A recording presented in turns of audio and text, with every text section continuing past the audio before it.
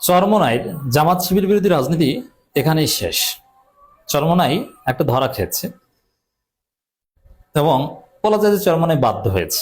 হ্যাঁ, বাধ্য হওয়াটাই ধরা খাওয়া। দর্শক, চরমোনাইর যদি 5-6 জন এমপি হতে পারতো তাহলে আরো বেশি ধরা খেত, তাহলে জামাত শিবির বিরোধী তাদের কোনো রাজনীতিই থাকতো না। আচ্ছা, কি ঘটেছে সেই ঘটনার আগে একটু বলি যে চরমোনাই রাজনীতি, চরমোনাইকে বাংলাদেশের দরকারটা কি?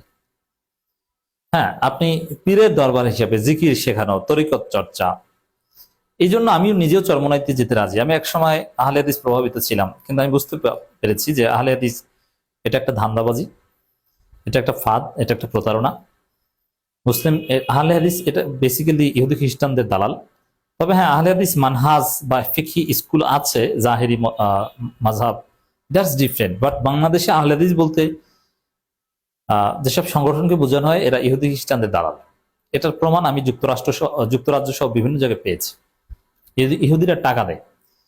তবে হ্যাঁ, যারা বংশগত আহলে হাদিস, যারা জাস্ট ফিকহি আহলে হাদিস, জাস্ট ফিকার কিছু মাসালা মানে, নির্দিষ্ট মাযহাব মানে, দ্যাটস ডিফারেন্ট, এটা কোনো সমস্যা না।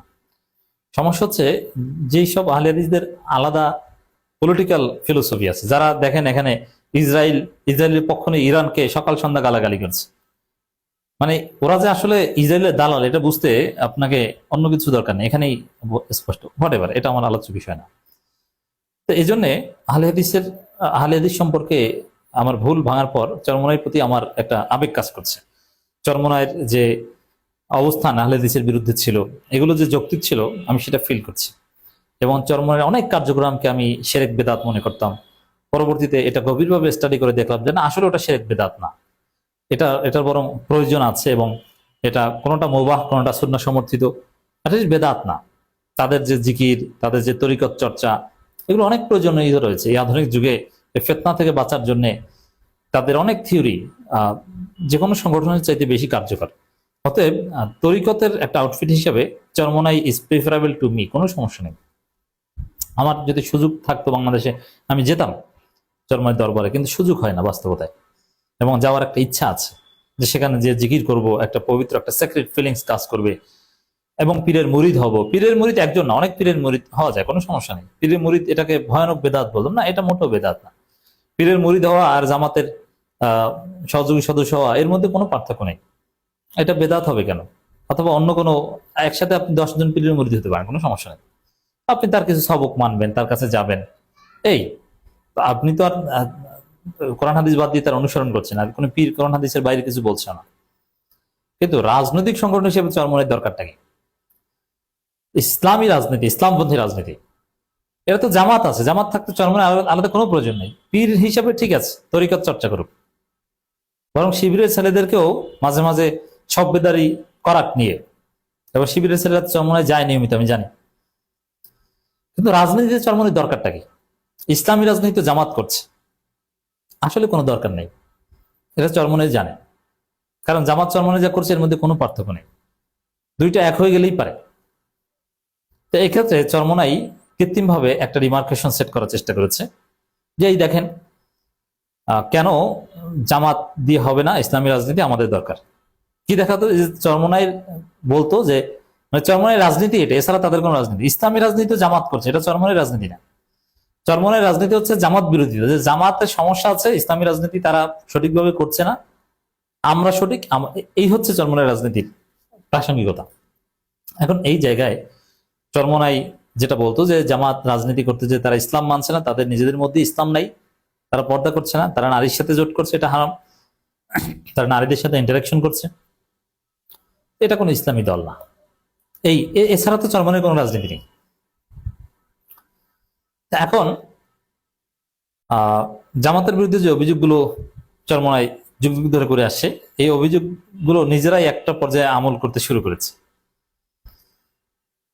অতীতে জামাতের বিরুদ্ধে অনেক কিছুই বলতো, যে জামাত পত্রিকা পড়ে, তো পত্রিকা পড়া হারাম। এখন দেখা যায় চরমোনাই নিজেরাই পত্রিকা খুলছে, আবার জামাত টিভি চ্যানেল খুলছে, এটা তো জাহান্নামের বাক্স।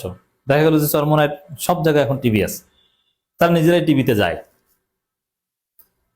হ্যাঁ, নারী সংবাদ পড়ে দিগন্ত টিভিতে, হারাম। অথচ দেখা যায় যে চরমোনাইয়ের পেজে নিয়মিত নারীর সংবাদ উপস্থাপনা তারা পেজে শেয়ার করে। কারণ চরমোনাইয়ের কোনো মিছিল মিটিং এর ছবি যদি কোনো নারী উপস্থাপন করে, ওটা শেয়ার করতে তাদের কোনো আপত্তি নেই। মানে জামাতকে যে বিষয়ে গালি দিত সেটা নিজেরা আমল করছে। এবং টুপি ছাড়া লোক, আমি হাতে নাতে একটা বিষয় দেখাই। একসময় কেউ টাই পরলে চরমনে ওটাকে হারাম ফতোয়া দিত। ওটা ইহুদি খ্রিস্টানদের পোশাক বলতো, যে জামাতের লোকজন টাই পরে। দেখা গেছে এখন টাই পরা লোক চরমনে তো আছে, কোনো সমস্যা নেই, তারা এটাকে অ্যালাউ করে। একসময় জামাতের দাড়ি নিয়ে খুব অ্যালার্জি ছিল, যে ছোট ছোট দাড়ি রাখে। কিন্তু এখন দেখা যায় যে চরমনাইতেও ছোট ছোট দাড়িওয়ালা লোক আছে, এবং ছোট ছোট দাড়ি রেখে বা দাড়ি ক্লিনশিপ করে অনেকে চরমনাই করে, চরমনাই তাদেরকে গ্রহণ করে। ওই জামাত যে থিওরিতে যে একটা পর্যায়ে তারা সংশোধন হবে, ছোট দাড়ি বড় হবে, ওই থিওরিতে চরমনাই গ্রহণ করে, একসাথে চলে, একসাথে মিছিল মিটিং করে, কোনো সমস্যা নেই, সব একভাবেই চলে। তার মানে অতীতে জামাতের যেসব বিষয় বিরোধিতা করতো, এখন চরমনাই সেই সব বিষয় গ্রহণ করছে। জামাত বিরোধী রাজনীতি তাদের নাই, একটা আসিল, এই যে জামাতের এমপিরা এই করে সেই করে, তারা শিরক করে, নাজায়েজ কাজ করে, পর্দা করে না। জামাতের আমি নির্বাচনী প্রচারণার সময় কয়েকজন নারী প্রশ্ন উত্তর দিয়েছেন, এতে চরমনাই পীর সাহেব নিজে মুখ খুলেছেন। কিন্তু এখন দেখা যায় যে চরমনাই একজন এমপি হয়েছেন, সেই এমপি নারীর কোল ঘেঁষে বসেছেন সংসদে। আবার চরমনাই যার বিরুদ্ধে বলে, এই যে দাঁড়িয়ে নীরবতা পালন করা, এটা তো চরমনাইয়ের মধ্যে হারাম। এই দাঁড়িয়ে নীরবতা পালন চরমনাই এমপি ঠিকই করেছে, এখন আর ফতোয়া নাই।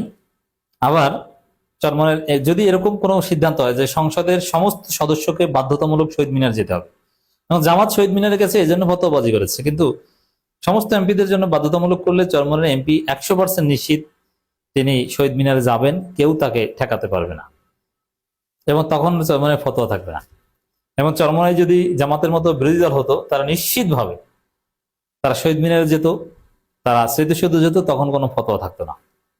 এটা মানুষ বুঝতে পারছে যে আসলে জামাত যা, চরমনাই তা, চরমনাই যা চাপাবাজি করছে। নারীদের সাথে বসবো না, মিশবো না, এটা হারাম। হ্যাঁ, শায়েখে চরমনাই প্রোগ্রামের মধ্যে সংবাদ সম্মেলনের কোনো নারী সাংবাদিক ঢুকতে পারবে না, কত কিছু। এখন দেখা যায় চরমনের এমপি তিনি নারী জেলা প্রশাসকের কাছ থেকে, যে নারী ঠিকভাবে পর্দা করে না, বোরখাও পরে নাই, শাড়ি পরা, তার কাছ থেকে হাসতে হাসতে পুরস্কার নিচ্ছেন, নারী এমপির কোল ঘেঁষে বসছেন। আরো কত কিছু করতে হবে। সাপোজ অদূর ভবিষ্যতে যদি একজন নারী স্পিকার হয়, তার কথায় কান ধরে উঠতে হবে আর বসতে হবে, মাননীয় মাননীয় বলতে হবে।